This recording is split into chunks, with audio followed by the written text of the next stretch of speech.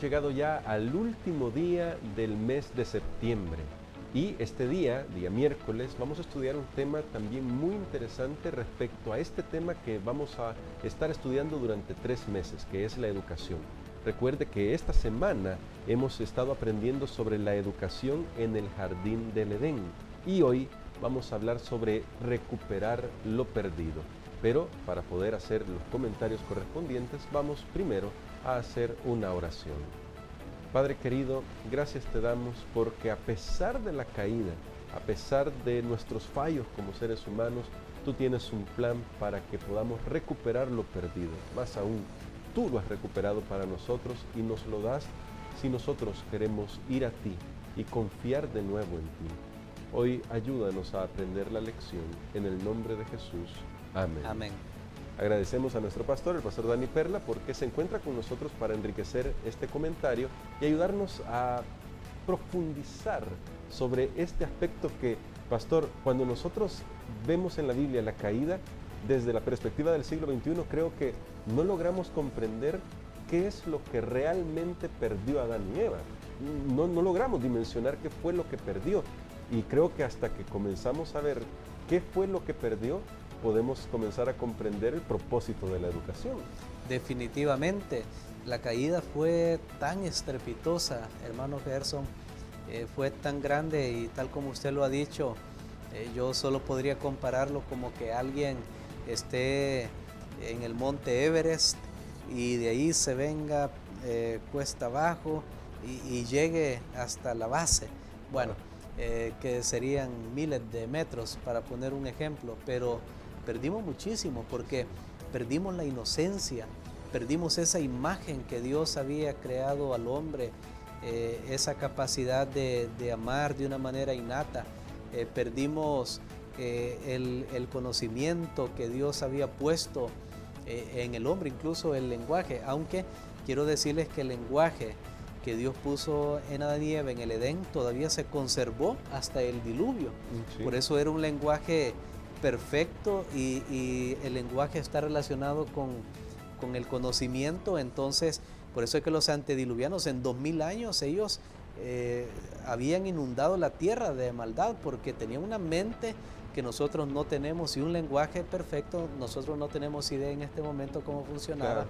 Pero perdimos todo eso para nombrar algunas cosas, pero sobre todo perdimos la vida, que esa conexión con la vida fue perdida y Adán y Eva tenían que morir en ese momento que pecaron.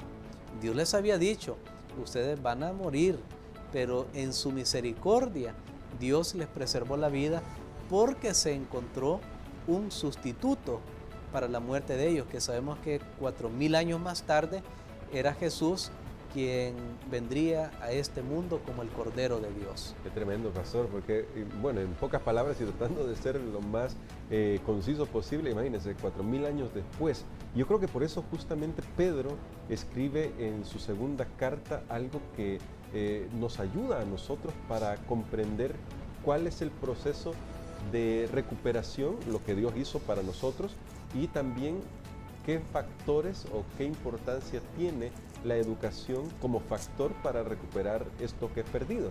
En la segunda carta de Pedro, en el capítulo 1, del verso 13 en adelante, no vamos a leer todos los versículos, pero dice así: todas las cosas que pertenecen a la vida y a la piedad nos han sido dadas por su divino poder mediante el conocimiento de aquel que nos llamó por su gloria y excelencia.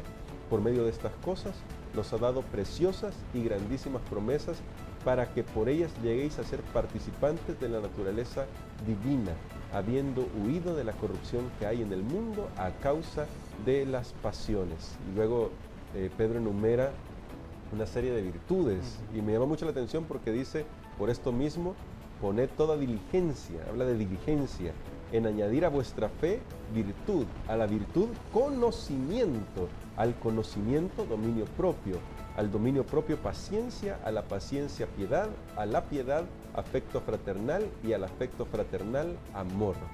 Y me llama la atención porque en estos pasajes repite 2 veces la palabra conocimiento, pastor.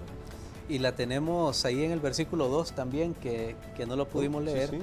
gracia y paz sean multiplicadas en el conocimiento de Dios y de nuestro Señor Jesús. El conocimiento es importante. El conocimiento, a mí me ha gustado mucho siempre este concepto que da el apóstol Pedro, porque voy a repetirlo o a decirlo de esta manera: la ignorancia no es buena. Hermano Gerson, la ignorancia no es buena, sino que debemos ser personas que tengan un conocimiento, pero tampoco es cualquier tipo de conocimiento. Ya aprendimos porque ya aprendimos que hay un enemigo de Dios y de todo lo bueno que tiene un conocimiento adulterado ahí, que pareciera que es bueno, pero está mezclado con el mal y que al final conduce a la muerte. Estamos hablando del conocimiento de aquel que nos llamó por su gloria y excelencia. Estamos hablando del conocimiento que nos ayuda, y Pedro dice, para que seamos participantes de la naturaleza divina. Esas son palabras grandes. Sí, eso sí, si pudiéramos ponerlo, por ejemplo, en un periódico, en la portada siempre se pone en letras grandes, se pone la noticia más importante.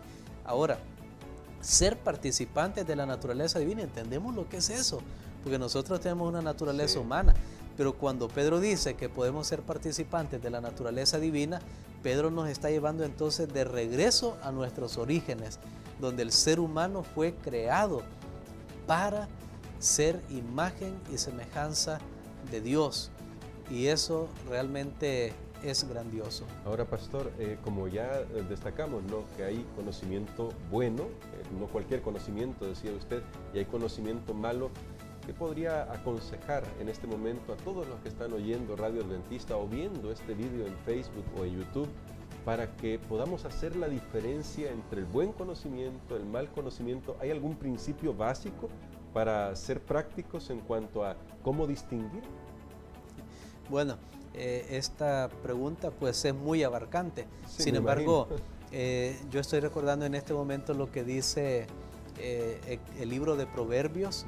El principio de la sabiduría es el temor de Jehová. Y es lo que hemos repetido, el concepto esta semana que ha quedado tan claro. Cuando ponemos a Dios en el centro, cuando Dios es parte de la ecuación, cuando Dios está en mi vida, entonces yo puedo estar seguro. ¿Y cómo es que Dios se da a conocer? Aquí tenemos a través de su palabra, a través de su palabra. Entonces, todo conocimiento que esté en armonía con la palabra de Dios es bueno. Muy bien. Todo conocimiento que se aleja de lo que dice la palabra de Dios, por más que apele, por más atractivo que sea, es un conocimiento que ahí se le aplica también lo que dice el proverbio, que parece que es un camino derecho, pero que su fin al final lleva a la muerte. A la muerte. Bueno, ya sabe usted, y por eso es tan importante que lea su Biblia todos los días y pida la dirección del Espíritu Santo. Y creo, pastor, que podemos orar por eso, para que Dios pueda ayudarnos a crecer en ese conocimiento de nuestro Señor Jesucristo. Amén. Vamos a orar. Padre que estás en los cielos, te agradecemos, Señor, porque tú siempre has querido que nosotros participemos de tu naturaleza, estemos en comunión contigo. Reconocemos, Señor, que estamos muy lejos del ideal, pero te agradecemos porque a través de Jesús podemos recuperar lo perdido. Podemos hacerlo en esta tierra parcialmente, pero sabemos que totalmente cuando le veamos a Él, cuando venga por segunda vez y seamos semejantes a Él. Gracias, Señor, por tus promesas. En el nombre de Jesús. Amén.